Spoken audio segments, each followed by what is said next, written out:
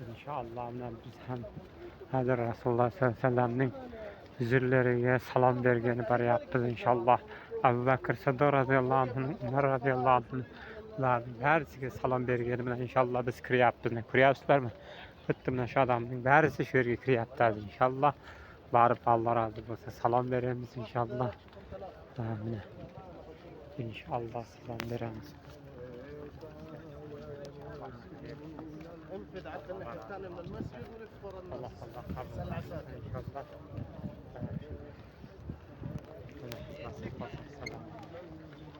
İnşallah hazır salam versin.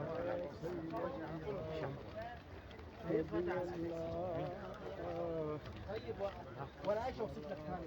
Şimdi her şey kırık inşallah Allah'ımızda. Allah kabul etsin inşallah.